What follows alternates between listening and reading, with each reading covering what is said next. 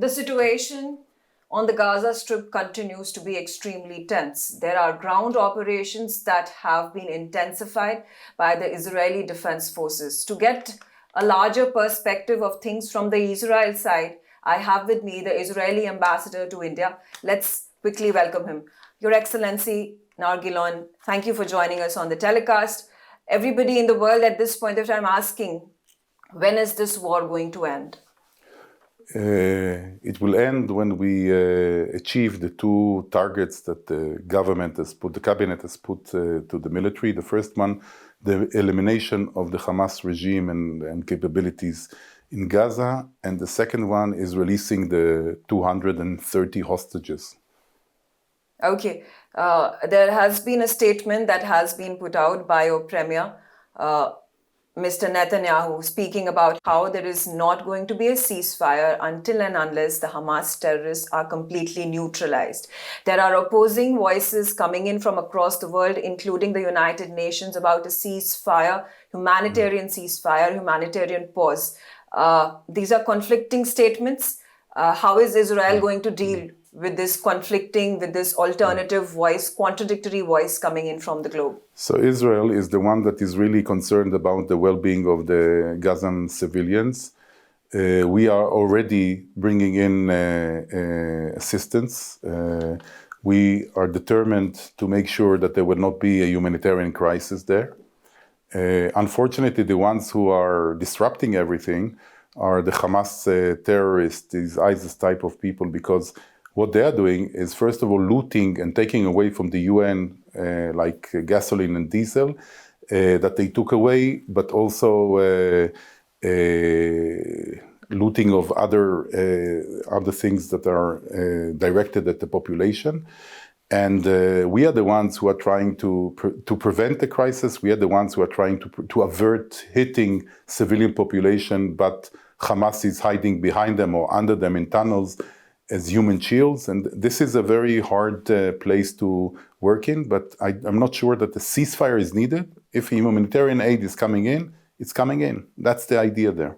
There have been reports, figures that have been put out from the Hamas side that there are over 3,000 people, 3,000 civilians that have died, many that have been injured.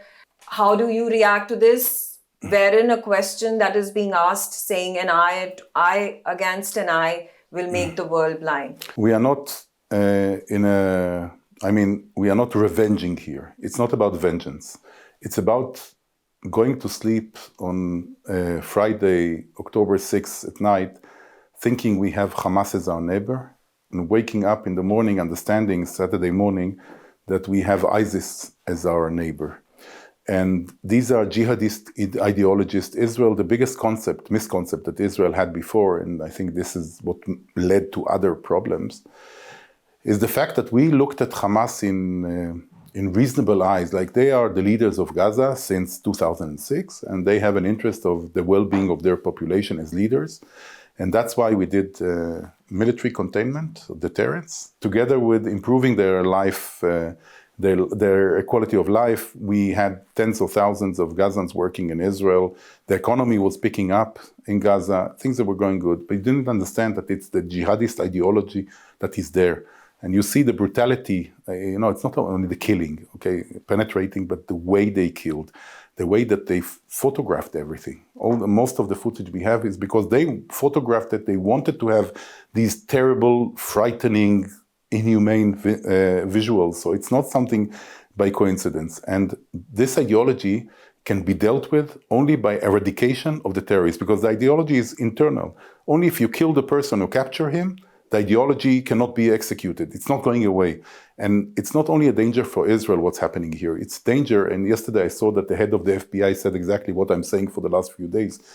It's a big risk of this ideology going to other places, because the Americans fought ISIS, and the people of ISIS, some of them died, some of them dispersed, went back home, also to South Asia, also to Europe.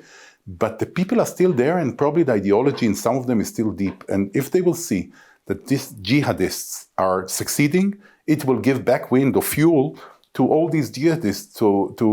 It's very dangerous for the world, not only for Israel. So we are not going to now to punish the Palestinian people. Our fight is not with the Palestinian people. Our fight is with Hamas. And that's what we are saying. It's not connected to the Israeli-Palestinian conflict or anything. It's connected to having ISIS on our border, and we have to eradicate it. Because if not, we cannot live here, and others are also in danger. There has been a call that has been made by you just a few days ago that India must designate Hamas as a terrorist organization. Why do you think the United Nations and other global entities have still now not designated Hamas as a terrorist organization? I will tell you. First of all, I think around 40 countries, all the European Union, United States, UK, Australia, Canada, I believe, that already designated Hamas. In the UN, it's a political question. You see, nothing can be agreed in the UN. In today's situation of global affairs, if one side says, US, for example, says something, you know that Russia and China will object. If the other way around, usually it happens the same. So we are in a zero-sum game world. It's not that we can agree. It's a political problem there, much bigger, but they have to be designated, in my eyes. They are qualifying in any way to be a terror organization. That's why I'm shocked here that people are using the fact that they were not designated here to have people like Khaled Mashal appear in Kerala, or Abu Marzouk appear on press here, the Hindu, to give frontline Hindu, to give explanations on the logic, on the targets. It's like Lashkar Taiba. We said after Mumbai, you interview them, not here, somewhere else, and they explain their logic of the attacks, why they did that, what they're trying to get. There is no logic. These are homicidal, terrorist, killers, extremists, jihadists, animals. No, they are worse than animals. Animals are good creatures. All of that, and they shouldn't get. And there shouldn't be a pretext. I mean. In Kerala, he spoke about calling for jihad. People take the streets and the squares to protest here in India. So help us finance the resistance. This shouldn't be. I mean, a terror organization financing of terror organization, and India is part of it, is not allowed. So once it will be defined, all these events that we saw here couldn't legally take place. Are political parties across the globe, and India no exception, taking advantage of this loophole for their vote bank politics, also under the pretext of Islamophobia spreading across the globe? There is this tendency for certain ideologies to then crop up.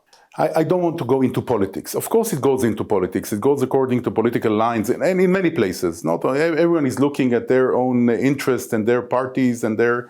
But I think that, and Prime Minister Modi also said it very clearly. He said that this is a global, fighting terrorism is should be a global effort. And I think that India and the government was very, very strong on it. The Prime Minister Modi came out with a tweet, very strong condemnation to terror, and already in the afternoon of Saturday, October 7, before the full extent was even understood. And then a second tweet after speaking to Prime Minister Netanyahu. And again, I accept, by the way, all countries who are saying about the humanitarian effort. Also, India did it and sent some aid to Gaza. It's okay. We also are interested in preventing a humanitarian crisis there. But the fight in terrorism there are no conditions here. It has to be unconditional, united, everyone together. Unfortunately, we are split. It's not about ideology even. It's sometimes about political interest. And this is really sad because it will come back to haunt or to bite the people who are cynically, everywhere in the world, cynically playing this game, this card. It will come back. We had it from the past, we saw it, and what happened with the Islamic State and all the terror attacks in Europe, Charlie Hebdo in Paris, and all these, Belgium, all these attacks, it will come back to haunt us if we don't eradicate the jihadist elements. Some time ago, in the recent past, there has been a statement that has been made by the United Nations Secretary General. He said the attacks of Hamas on the Israelis were not done in vacuum. What is the political interest of the United Nations chief in making such a statement? I don't want to be his spokesperson to explain. Of course, he's a civil servant elected by different countries, and the majority is never with Israel. But I will tell you why we were so mad, and also here and in many parts of the world, people tried to do the same game. What was the game?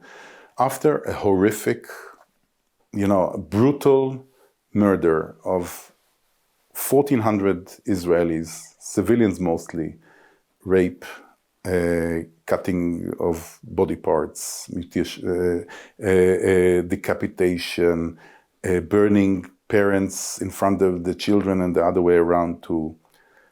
All that, how did the people who don't like Israel come out and say? They tried to put all that in context. Mm-hmm. And this is what the Secretary General did. This is a flagrant violation of human codes, because if you put it in context, you explain that there is a logic into it. There is no logic into killing and murdering and butchering people in their beds, kidnapping 230 civilians, mostly into Gaza, from 9-month-old to 85, I think is the oldest. And it's unexplainable. Don't put it in context. Condemn it as it is. If you want to speak about political, go and speak about political separately. Don't put it in a context. Putting in a context, you are supporting you're justifying terrorism. Whoever does that is justifying terrorism, because you have to understand, the serial killer has a reason. His father was abusing him, so that's why he became, no. The serial killer is responsible for what he did. And there is no abuse and no nothing. You go against Hamas, ISIS, and then if you want to speak about political, and as I said, it's not political, because if you go to the covenant of Hamas, you see it's not a political issue for them. They don't accept Israel in anybody, they in any border. They call for the full destruction of Israel, from the river to the sea. It doesn't matter to them. Jews shouldn't live in this region in their eyes, or around the world altogether maybe. So again, it's not political, it's not justifiable, there is no context. There is only, as human beings, we have to speak against this brutality. After that, we can speak of other things too. There are also calls and appeals that are being made to the border state of Egypt to open up its borders to allow for the Palestinians to get to be entering into Egypt. That has not been done until thus far. Why do you think this has not been done? If there is evacuation that is demanded by Israel, then to have an onslaught against the Hamas terrorists. If that doesn't happen, then the Palestinians become collateral damage. Why do you think Egypt and other Arab neighboring states are not open to this idea? Because I think that the Egyptians understand what many in the world don't understand. They are afraid of these jihadistic elements, and their fear is that they open it for civilians, they will have the jihadists coming in with them, among them, and then they have a new problem. And they had already ISIS in Sinai, and they still have elements of ISIS in Sinai, which is bordering Gaza. They have their own Muslim Brotherhood problems that in the past, of course. And I think that this is a main fear. But a lot of the help, humanitarian help, is coming through Egypt. So Egypt is not to be blamed here in this sense. I think that if you look also on many of our neighboring countries, they have public opinion, and public opinion is very problematic, also thanks to Qatar and Al Jazeera, for example, for inciting all the time, for years now, poisoning generations of Muslims around the world, but that's already a bigger problem than just Israel to deal with. So, the regimes, I think they understand the logic of the need to get rid of the jihadists of Hamas here. Not everyone can say that, and, they have to adjust their policies and to their population in a way, but I think there is wide support. And I have no complaints to Egypt here. Egyptians are afraid of the jihadists like anyone else. When it comes to the bilateral ties between Turkey and Israel, they had been in a conflicting zone for a really long time. Finally, there were overtures that were being made from both the sides. Now, Turkey has obviously, and Erdogan has made this clarion call for massive protests. Just a couple of days ago, he was making that mass appeal about the warriors of Hamas and so on and so forth. Do you think it was a wrong political move for the premier to have that outreach with the Turkish premier? Look, we are trying to have good relations with all our neighbors. And as long as they are reasonable and ready to discuss in a reasonable way and be cooperative and not working against Israel, we are ready to do that. Once they are going to the extent of, first of all, Turkey for a long time is hosting some of the Hamas leaders in Istanbul. But otherwise, once they are calling for incitement, this is unacceptable. And that's why we also announced the recalling of our diplomatic staff from Turkey. Also for security reasons, by the way, because the presence there of Hamas elements and other hostile elements is also risking our diplomatic staff there. So in general, we would have loved to have good relations with Turkey. I also served there for a while and dealing with Turkey. Unfortunately, it seems that the leadership there is inciting now. It's not in the mood of cooperation, and there is no common ground to speak. I mean, if you become now a Muslim Brotherhood representative and incitement leader, that's your decision. But it cannot. We cannot contain that in our relations. People who are, at the end of the day, supporting the people who are trying to kill us. It's impossible for us. Also, there is a worldview talking about how a proxy war is being fought by Israel, and the bigger players over here on two opposing sides are United States of America and Iran. Now, there have been difficult situations where sanctions have been imposed on in the past. There was some leverage, overtures, rapprochement that had happened from the US side, from Biden administration towards Iran. In a situation as volatile as this, there are also reports pouring in that Iran has been resourcing arms, ammunition, funding the Hamas and the Hezbollah causes. What is the way forward? So you touched the most important point, I think. It's clear to everyone that Iran is behind it. You just look at the map, what's happening. Iran is like the octopus. They have many military arms. The closest military arm they have, by the way, is Hezbollah. Hezbollah are Shiites in Lebanon, controlling Lebanon. It's as if it's part of the Iranian army. I mean, all the equipment, all the training, everything is there. Second one, Hamas is the second one. For years, Hamas is financed, equipped, and trained by Iran. They are Sunnis, so it's a second relative. It's a cousin. It's not a brother.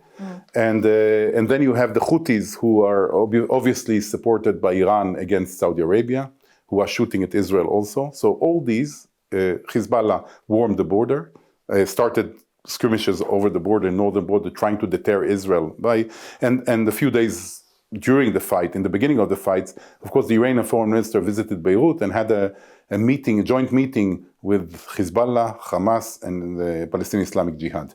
So, and they are going all around and inciting the Iranians. It's clear that they are the force there. And also, by the way, Shiite forces from Syria are starting to shoot at Israel. So they're trying to surround us, even from Yemen. So Yemen is 1,500 kilometers away or so. So the Iranians are behind it. And the world order is organizing accordingly. You know, you see it automatically because the Americans understood the threat very early and sent the carriers in order to threaten Iran and Hezbollah not to join the war, to send a message.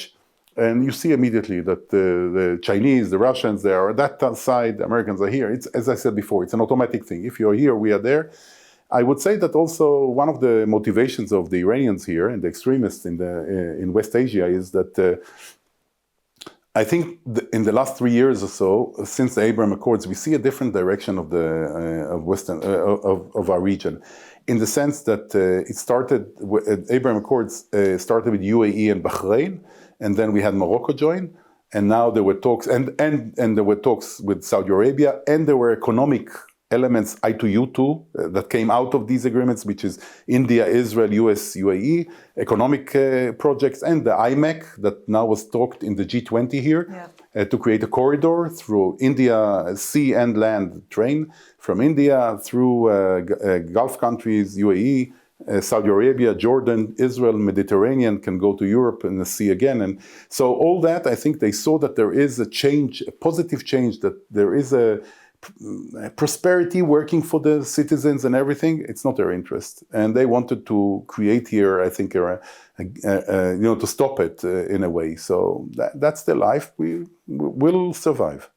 Exactly. The point that there was a Hamas terrorist attack was to derail these peace talks and agreements that were being held. You spoke about the Abraham Accords and so on and so forth. There was The US President Biden also speaking about how it was a target on the IMEC that was being created, like you said, during the G20 meets and the talks that had happened. Therefore, do you think there can be, again, these talks that are going to be put on the table in terms of Israeli normalization of ties with the Arab world after the war gets over? Yeah, I think it comes back to what I said before in different ways. So first of all, clearly there is incitement and there is bad feelings in the Muslim streets, in the countries around us, in Europe, in the West, in India, we see. This is there. It will have to calm down a little bit, I guess, before. But look at this from the interest of government. So we are the Muslim Brotherhood's jihadist elements are their enemies. Houthis, for example, in Saudi Arabia, are the enemies for clearly of Saudi Arabia, with Iran's support, of course. All what they get is from Iran. So the interests are still there, even stronger, grow stronger. After we finish Hamas, I think that the interest will be even stronger. So it might be, for a time, I don't want to say derailed, delayed, maybe is a better word. But I think that the joint interest of changing the West Asia, changing our region, making it better, making it a place of connectivity and friendship and working together and cooperation, the good people in the world want it to happen, so it will happen. The bad people are trying to make a setback, but we have to unite, go against it, and make sure that we are going back on track as soon as possible. There were also a lot of talks in terms of finding a solution to the Palestine-Israel conflict that has lasted for 50, 75 years now.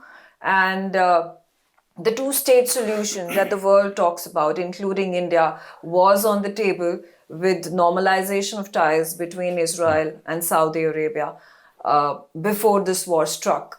How is Israel government looking to move towards this? So I think that first of all, we were not in the two-state solution anyhow. We already had three states in the best situation we can speak of, because Gaza, as I said, from 2005, Israel left. So Gaza was an independent from 2006 under the control, because when we left it to the Palestinian Authority. They were in power. Elections 2006, Hamas won. 2007, they kicked by force, rooftops, picture of people being pushed from rooftops. They kicked out the Palestinian Authority. So from 2005, Gaza is independent. So they are not connected to the Palestinian Authority, to Mahmoud Abbas and to these guys. So first of all, there was no likelihood to do anything there when it split. Once we clean Hamas from the control of Gaza from the control of Hamas, it's a new ball game. Again, to making a state, a Palestinian state one day, we will need to make sure that it's not going to be a failed pariah state. It's on the border, it will have very long borders, both with Jordan and Israel, and has the potential, if being a failed state, to risk both countries. So we need to have a partner, the assurances that there is safety, and then we can go forward. But again, it's there, it's always there, the Israeli-Palestinian issue, but it's really not connected to what happened now with Hamas. Hamas didn't do it in the name of the Palestinian people, they did it in the name of the holy war of jihad. That's the issue. It's very important to know. But we do have to address also the political issue, we are aware of it, but it's totally separate than fighting Hamas. You know, the Palestinians and the world bodies also come out that there is a fear that if the Palestinians are removed from the Gaza Strip and then sent to the neighboring states, and if that border opens, and that is opened by the Egypt government, there is a fear of Israel taking over the Gaza Strip as well. So the cause of the Palestinians, how they've been speaking about from 1947, their land, their territories have reduced progressively. How do you react to it? That no one wanted, the problem of Gaza is that no one wanted Gaza ever. So each one, Egypt and Israel, tried to give Gaza to the other. Because no one wants this very small area populated with over 2 million people in a very, very overpopulated strip of land. No one wants it. We don't want to control Gaza. We left Gaza because we didn't want to control Gaza. So there is no logic in this. If we did the unilateral withdrawal without asking for anything in return in 2005, we took out more than 20 Jewish communities, more than 10,000 Jews who lived there. took them out, we compensate them, we did it internally. It was a big bleeding process inside Israel socially. And someone would think that we are willingly now want to go back into Gaza, that this is, it's a total, no, it's ludicrous. I mean, we want someone to take responsibility for Gaza and have a quiet border with them, and not have any problems and any issues with them. But there is no one like that. What did you think the ideal situation then would be for Israel to take over Gaza Strip, because the Hamas terrorism emanates out of it, and you have been having recurring problems with targeted killings, suicide bombings, and the latest terrorist attack by Hamas? No, because it's not serving us. I mean, we will have to once we bring down Hamas, we have to find, the world has to find another solution for the stability of Gaza, both the civilian one, I mean, that it will have prosperity, relative prosperity, but also for the defense security part of it, to create some kind of a mechanism. I hope the world can work together to find some kind of this mechanism. I hope we will not be vacuumed in because the world is unable to give another solution. But we want to get rid of Hamas. They shouldn't be Hamastan, as you can call it, on our border with Gaza. This cannot continue. Otherwise, we do hope that we will have international strong partners and forces to help us find a solution for stability in Gaza and prosperity in Gaza for long term. And finally, Ambassador, what is the message that you would want to give out to the world, to these organizations, bodies, a number of people on a large scale who are across the globe fighting for the cause of Palestinians? There are pro-Palestinian rallies. In fact, the intellectuals of the world, the Ivy Leagues, all coming out, the students, in fact, putting out these letters and appeals and charters for the cause of the Palestinians, when nothing of the sort came out from these organizations when the terrorist attack on 6th of October took place. Yeah, so I would say two things. First of all, I think that people, countries, organizations who did not denounce unconditionally and without context October 7th attack lost the moral place on the table to criticize now the situation, the humanitarian situation in Gaza. Because if you have one lives are not equal to other lives, it tells a lot. And there is a huge difference, of course, morally and otherwise, between a democratic country defending its citizens, trying to defend its citizens and to make sure that attacks will not occur on them, to a jihadistic terror organization that is aiming at killing our population and its own population. We didn't speak about the fact that 8,500 rockets were shot at Israel and are still shot every day. My wife, 4 children, 5 grandchildren, my father who's almost 90, my in-laws who are not much younger, all of them live in Israel. They go to the shelter every few times a day. This is there, it's unacceptable, and this is very important. The other message is that they have to understand, people think that it's part of the, and I said it a few times, but it's part of the conflict. It's another skirmish, and it's not another skirmish. This is a watershed point. We cannot continue every time now go to a ceasefire. We have to eliminate these radical bodies, and they can shout, they can play games, they can do fake news like the hospital accusation against Israel. Hamas in 5 minutes already accused Israel after we found out it was, of course, a misfiring Islamic Jihad rocket, but accused Israel of hitting the hospital. Already after 5 minutes counted 471 bodies. I mean, we are still looking for the bodies in Israel, but they 5 minutes finished after an attack. So a lot of fake news around there. I'll tell our friends, the people who are against us, I think they are already convinced. No one will change them. They're just looking for the excuse to support. But our friends, we need the support of our friends. We need them to be, don't take things that are said by Hamas as given, not numbers, not figures, not anything. Be on our side. We are not asking anyone to fight for us. We are asking our friends, give us the time and the moral support to be able to finish the job for the safety of Israel and the region. All right. Thank you, Your Excellency, for joining us on NewsX, sharing the views from the Israeli side. And I'll continue to have these conversations. Like I said, the war does not seem to be looking forward to ending near time soon, which is an unfortunate thing. Killings that are happening on both sides could have been averted in an ideal situation. That's not the case. and you continue to put your point across from the Israeli government and the people of Israeli side. Thank you very much. Thank you. For more such videos, subscribe to the NewsX YouTube channel, hit the bell icon.